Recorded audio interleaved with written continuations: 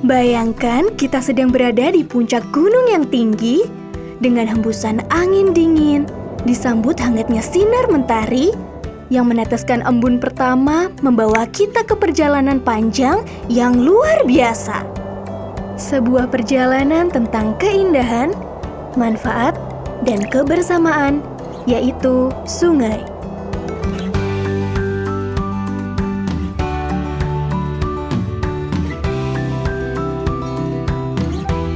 Seperti sebuah cerita dongeng maupun novel, setiap cerita hebat dimulai dari hal-hal kecil. Untuk kisah kita hari ini, kita mulai dari mata air tersembunyi di atas gunung, yang berkumpul dari hujan maupun lelehan es dan salju mencair, yang kemudian bersatu mengalir ke bukit, ke dataran-dataran yang lebih rendah, ke hutan-hutan, sampai nantinya kembali ke laut.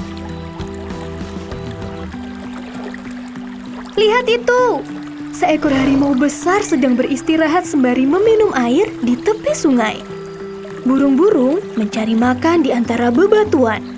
Di bawah air pun banyak sekali yang terjadi. Ikan-ikan berenang bebas membantu ekosistem. Selain menghasilkan oksigen dari fotosintesis, tumbuhan air dan plankton pun memanfaatkan nutrisi dan mineral yang dibawa oleh sungai agar dapat menjaga rantai makanan tetap sehat.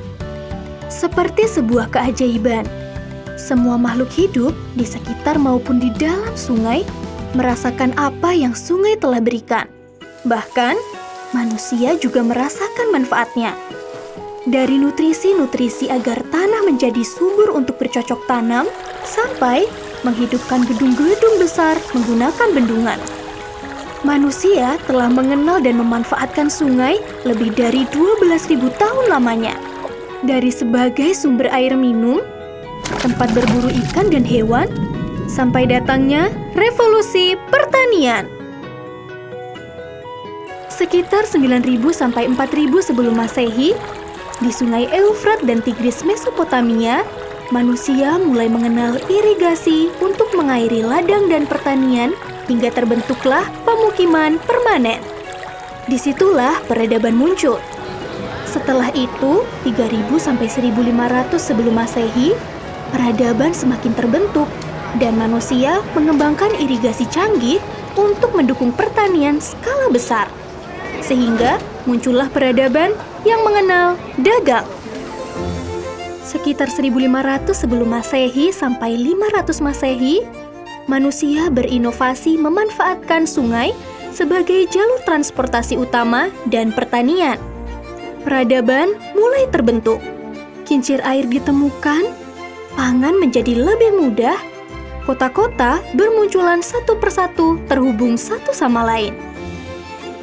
Perdagangan barang seperti gandum, rempah-rempah, serta logam dibawa oleh perahu sederhana membawa barang melalui sungai besar.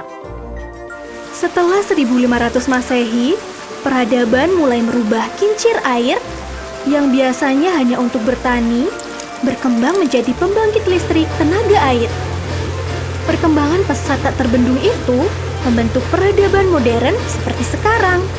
Dan terjadilah revolusi industri yang melahirkan ide, penemuan, dan teknologi. Kita harus menjaga apa yang alam telah berikan kepada kita. Sayangnya, setiap tahun manusia memproduksi sampah plastik sebanyak 11 juta ton. Jika kita bandingkan dengan piramida Giza dengan berat 5,5 juta ton, kita mendapat 2 piramida sampah. Itu tadi bukanlah angka yang kecil. Dan dampak yang ditimbulkannya pun tak sedikit. Mikroplastik dan bahan kimia berbahaya mempengaruhi ekosistem sungai. Meracuni ikan-ikan kecil, bahkan burung pun ikut terjerat sampah plastik. Penyakit menyebar, sampah menyumbat aliran air, banjir pun tidak terbendung lagi. Tapi kita tidak akan mengakhiri cerita kita dengan kemungkinan menyeramkan. Masa depan masih menyambut kita dengan hangat. Sungai masih memberikan manfaatnya. Masa depan masih bisa kita ubah jika kita berani bergerak, memperbaiki, dan menjaga lingkungan. Mulai dari hal kecil, seperti tidak membuang sampah sembarangan, mengurangi penggunaan plastik, dan berbuat baik ke alam sekitar kita. Apakah kamu siap membuat perubahan besar?